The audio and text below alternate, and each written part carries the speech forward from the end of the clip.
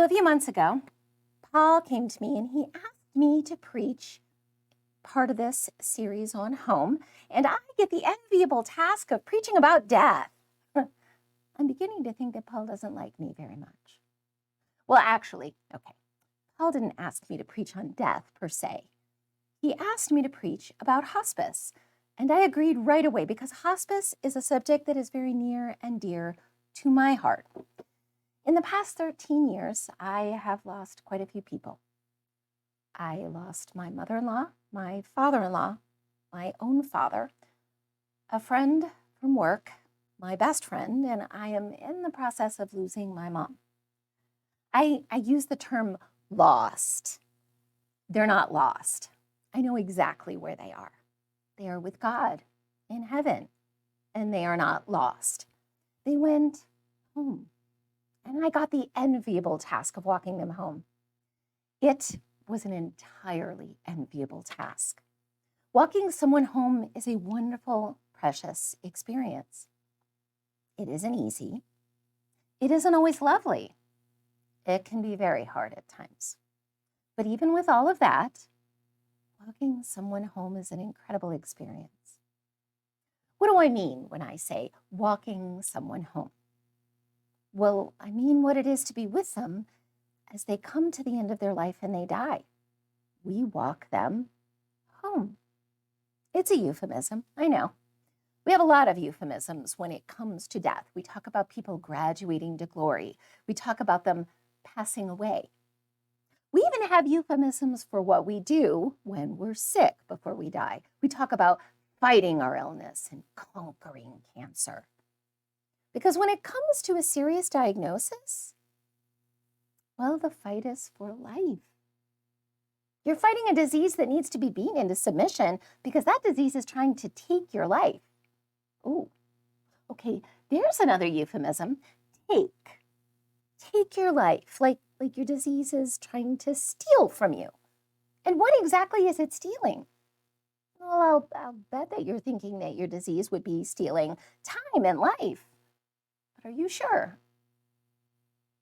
My friend Terry was 42 years old when she was diagnosed with breast cancer. She went to one of the best oncologists in the valley for her treatment because, well, she couldn't afford to be sick. Terry had 3 special needs children under the age of 10, and they needed their mom. So she was determined to beat cancer to a pulp. Her doctor was aggressive in treating her cancer, and within 10 months or so, she was in remission. And we all breathed a huge sigh of relief and got back to life as usual. Until about a year later, when she and her husband got the call that nobody wants to get. Cancer was back, and it had spread a lot. Being diagnosed with breast cancer is no fun, but it is not the instant death sentence that it used to be in my mother's day. The treatments are much more effective than back then, and more people are cured every day. But when breast cancer spreads, when it spreads far enough that they call it stage 4, it is not good. Not good at all. From what I understand, stage 4 breast cancer is always terminal. It's not a question of if you will die of breast cancer, but when. You are going to die. Everyone dies. Everyone. There is no other way out of this life. Like, yes, I know that Christ will come again, and when he does, some of us will not experience death, but I'm feeling like that's a ways off. Let's be honest, most of us are going to die. I'm a real ray of sunshine, aren't I? But it's the truth, and no one likes to talk about it. I mean, we'll talk about it with our spouses some. We don't really talk about it with our parents very much because we don't like thinking about our parents dying, and we really don't talk about it with our kids because it freaks them out to no end.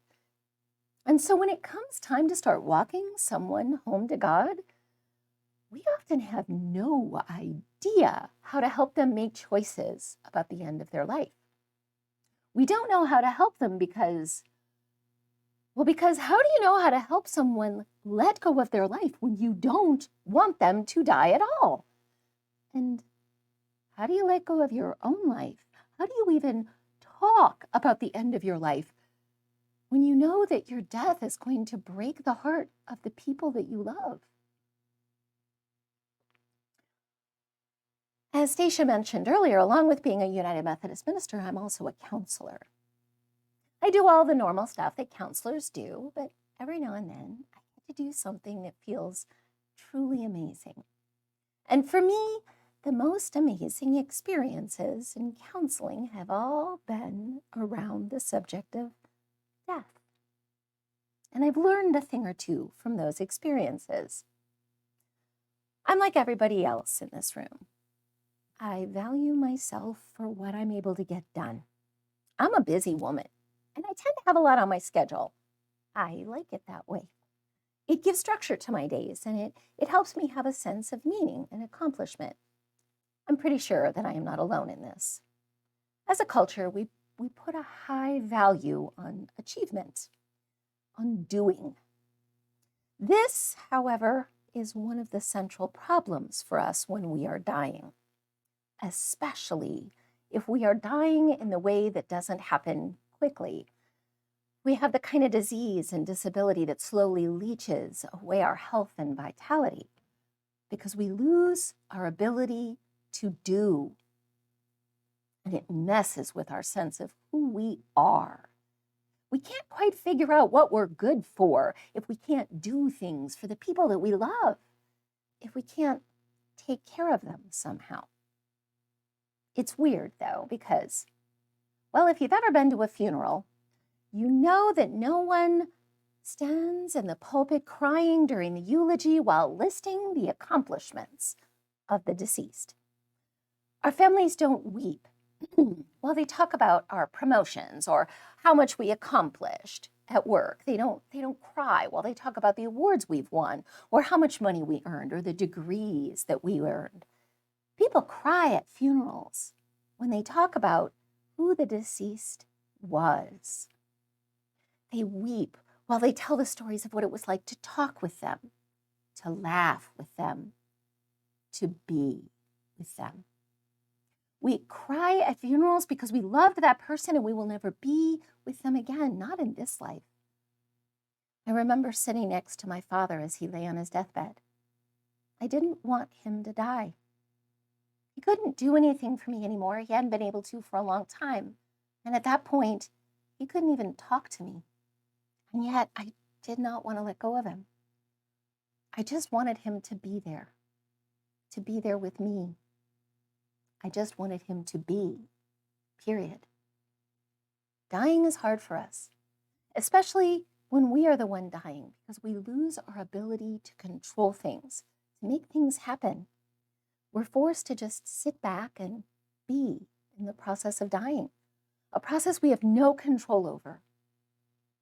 Our life is reduced to being with our family and our friends and trying to enjoy what little there is left to enjoy. What little there is left to enjoy. What a silly phrase, because almost everything that we enjoy in life is experienced in the being and not the doing. Think about it, like the most stressful part of the holidays is in the preparations. Buying the presents, wrapping the presents, decorating the house, cooking the meal, cleaning up afterwards. That's all the doing parts. The joy of the holidays is in watching the kids open the presents, in eating a meal together and sitting there and talking and laughing and soaking in all the joy of being together. So much of the joy in life, so much of what truly matters in life is all in the being. For a while, I worked as a hospital chaplain. At most hospitals, the chaplain is considered to be a part of the patient's care team. And when you are really sick and in the hospital, everyone in your care team, the doctors, the nurses, the social workers, and the chaplains, all of them are there to help you get well.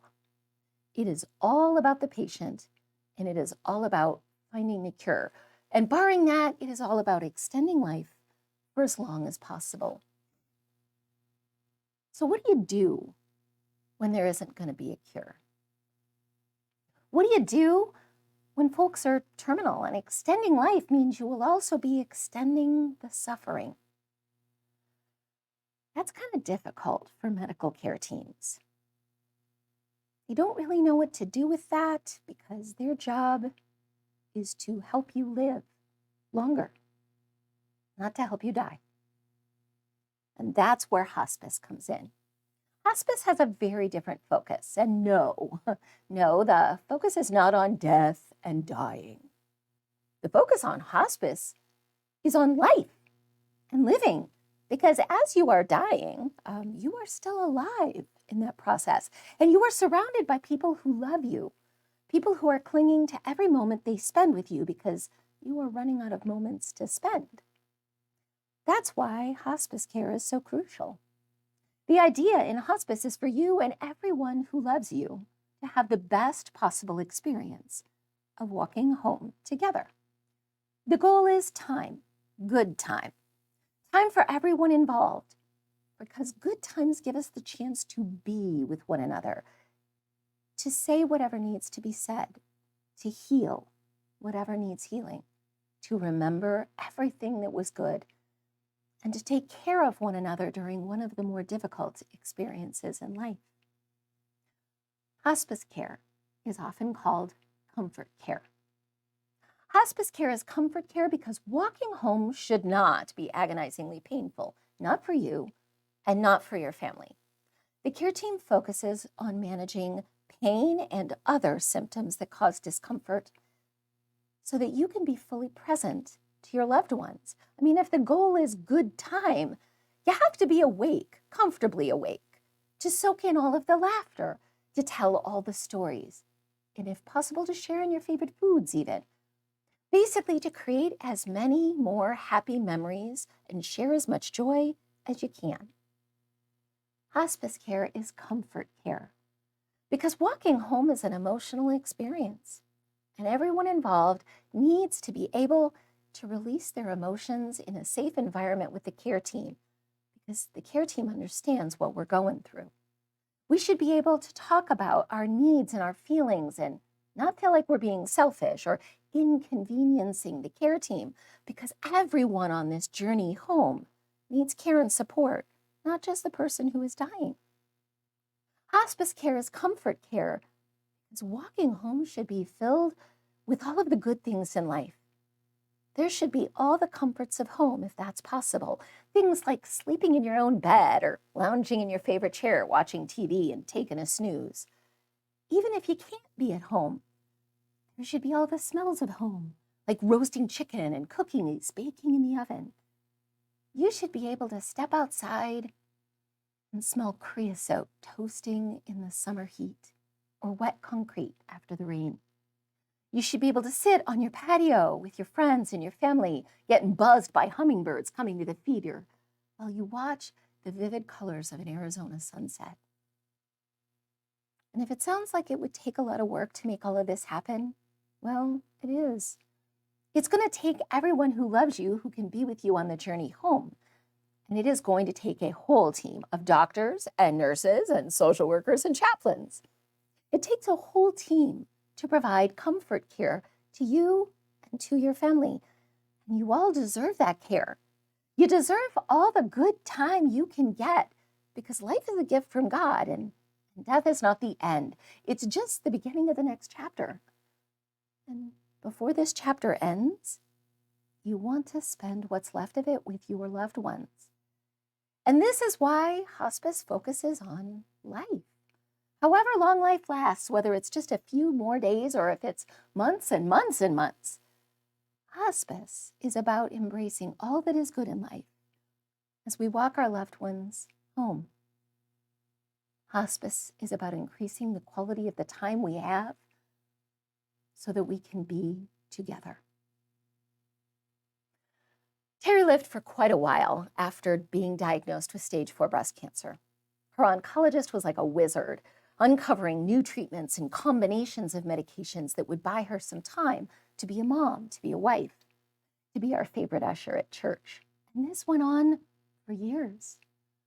But after a while, you start running out of new treatments, and the ones that are left are more and more toxic.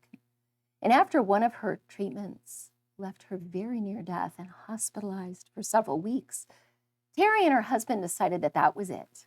She was done. No more treatments. Just time at home with the kids and with the people that she loved. She and I spent a lot more time together. I spent a lot of time with her family, taking care of them. Her friend from Minnesota came to stay for a few weeks to help Terry put her affairs in order. Terry wanted to deal with the things that she could before she died so that her husband wouldn't have to do it all. I mean, after all, he was going to have 3 kids to deal with after she died. Now 3 teenage kids. Terry got a lot done, but then the cancer started to take its toll. And she couldn't even make it up the stairs anymore to go to bed. So hospice brought a hospital bed and medical supplies. They brought us everything we needed so that we could take care of Terry and keep her comfortable in her own home. Not knowing when she was going to pass, they even brought us special medications for her final days and hours so that we could be certain that she'd be pain-free and comfortable when her time came. It took a village to walk Terry home. Family members, friends, folks from our church, folks from the community. Our church even teamed up with our local Mormon ward because we needed more people who could stay up all night with Terry. You know, her husband couldn't be up all day taking care of Terry and the kids, and then also stay up all night to take care of Terry some more. Somebody needed to be there to give Terry her medications in the middle of the night and take care of her bodily needs. This went on for several weeks. I did a couple of those shifts myself, even as I was helping my mom take care of my dad as he was dying. And the whole thing was exhausting and exhilarating and mind-boggling, all at the same time. Not too long ago, I was sitting in church listening to the sermon, and I heard my pastor say that suffering in life is to the glory of God. He was talking about the persecution that the early church faced. And I knew that he was right, but at that moment, everything in my mind and my body protested. Like, we suffer and that brings glory to God? How does that make sense? How does that work?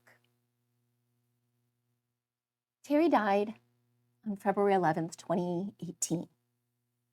And people think I'm weird when I talk about Terry dying because I grin. When I talk about our friendship and what I did to help her in those final months, to help her family, everything I did to take care of her. When I talk about it, I grin like an idiot because I have so many good memories that came from taking care of her and her family both before she died and after. And this is where the glory of God comes in. You've all heard the story of the man who was born blind from John chapter 9. As Jesus was walking along, he saw a man who had been blind from birth. Rabbi, his disciples asked him, why was this man born blind? Was it because of his own sin or his parents' sin? It was not because of his sins or his parents' sins, Jesus answered. This happened so that the power of God could be seen in him. Suffering in and of itself has no real value to God. God doesn't get anything out of our suffering. There is nothing about our suffering that makes God happy. And of course, there is nothing about our suffering that makes us happy either. But suffering often reveals things that you don't expect. Most people will tell you that suffering reveals our character, and that is true. But it also reveals the ties that bind and just how strong those ties are. And it also reveals the ties we are willing to make with others just for the sake of serving God. Like the man who was born blind, what happened to Terry wasn't because of sin. She didn't get cancer because she did something wrong. Terry was just sick. But the power of God, the glory of God, was evident in what happened as she got sicker and sicker. I told you that it took a village to walk Terry home, and it was a village. They ran a story about it in the Gilbert newspaper after she died, about all the people who came together to help one family through their most difficult moments. Some of the Mormon folks who showed up to take care of Terry were total strangers before they chose to serve God by coming to help take care of her. And all of us worked side by side with the medical team from the hospice to take care of Terry, her children, her parents, her siblings, her husband's siblings. We even took care of each other as it became evident that Terry would die very soon. And if that is not the glory of God, then what is? All of us gathered around a single family, helping them walk Terry all the way home, just so that they wouldn't be alone and struggling in their suffering and in their grief. Like Jesus said to his disciples, this happened so that the power of God could be seen. Walking someone home is a wonderful, precious, difficult experience. Even Jesus had his time to walk home with his disciples. Now, I'll bet you're thinking about the Garden of Gethsemane, but that is not what I mean. The 24th chapter of the Gospel of Luke, all 53 verses, the entire chapter, is about how Jesus, after his resurrection, spent time with his followers, especially his disciples, teaching them and getting them ready for the day when he wouldn't be with them physically anymore. There are 49 verses in Luke chapter 24 that describe all that Jesus did to prepare his disciples for his departure. And when it came time for Jesus to leave his disciples, well, beginning at Luke chapter 24, verse 50, when he had led them out to the vicinity of Bethany, he lifted up his hands and blessed them.